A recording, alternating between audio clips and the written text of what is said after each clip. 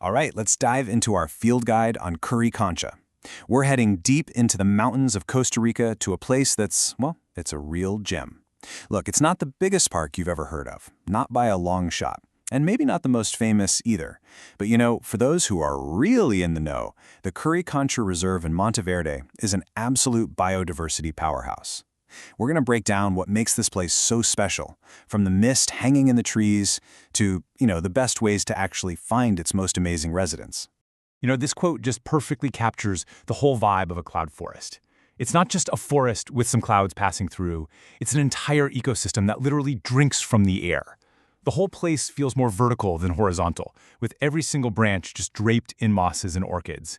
The clouds themselves brush up against the leaves, condensing into these tiny droplets that feed this intensely alive world.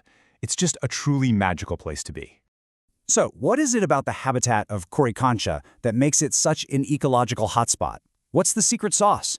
Let's break down the physical makeup of this incredible reserve. Okay, this right here, this is Curi Cancha's secret weapon. Seriously, it's not just one type of forest. It's a mix, a mosaic of different habitats all packed together. You've got that 50% virgin forest, which is the old, stable, ancient core of the place. Then there's the 45% secondary growth. That's the younger, more tangled, scrappy forest that's just buzzing with life. And that little 5% of open pasture, don't overlook it. That's a super important source of light and what we call edge habitat. This mix, it's absolutely everything. And this shows you just how different those two worlds are. In the primary, or virgin forest, you get this grand, almost cathedral-like feeling with that super high canopy. But then you take a few steps into the secondary growth, and the whole world changes. It's thicker, it's denser, and it acts like a magnet for insects, which, of course, attracts these amazing, chaotic flocks of birds. Having both of these just a short walk from each other, that's a total game changer for finding wildlife. So, a place this incredible didn't just happen by accident. Nope. It has a real history, a purpose that's rooted in this long-term vision for conservation. Let's take a look at how the Golden Enclosure, as it's called, came to be. The story really kicks off back in 1970, when the Lower family bought this land. For decades, they just let old pastures grow back into forest.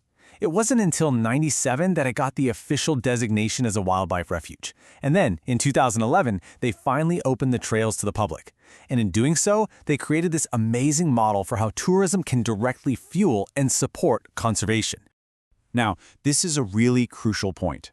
Curi Cancha isn't an island. Think of it more like a vital stepping stone. You've got birds like the magnificent resplendent quetzal that move up and down the mountains following the fruiting trees. Private reserves just like this one create safe corridors between the huge national parks, making sure these birds have a place to go. I mean, without them, the whole system would just be fragmented and broken. So you put all this habitat and history together, and what do you get? Well, you get the main event for so many visitors, the wildlife. And in a cloud forest like this one, the undisputed stars of the show are the birds. Just let that number sink in for a second. Over 200 species of birds have been spotted in this pretty compact reserve. That's an absolutely incredible density of bird life, and it really sets the stage for some of the most sought-after birds in all of Central America. And here they are, the headliners. You've got the legendary resplendent quetzal, of course, the bizarre, unforgettable bonk of the three-wattled bellbird, the stunning orange-bellied trogon. I mean, these are the species that people build entire trips around, and you can reliably find all of them right here within the trails of Curi Cancha. To really understand how to find a bird like the quetzal, you have to get to know this word, frugivore. A quetzal is a fruit eater, a specialist, and it's obsessed with the fruits of the wild avocado family. And this connects everything, right? The bird's presence is tied directly to the health of the forest and whether its favorite food is available. So to find the bird, you first have to find the right trees. Okay, so we know what's there, but how do you actually find it all? Let's talk strategy. How do you walk these trails and see the forest not just as a tourist, but like a naturalist? So this is probably one of the best pro tips for any tropical forest, not just here.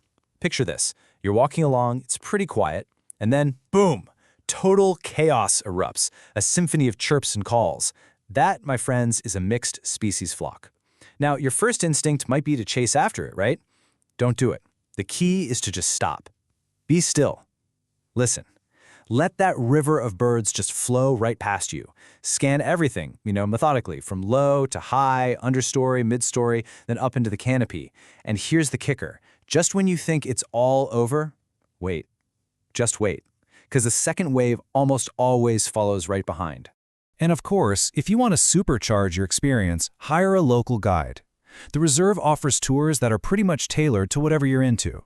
If you're a serious birder, that intensive morning tour is designed to just rack up the sightings.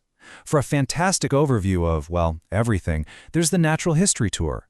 And for a completely different adventure, the night tour reveals this whole other cast of characters, from mammals to tarantulas, that only come out after dark.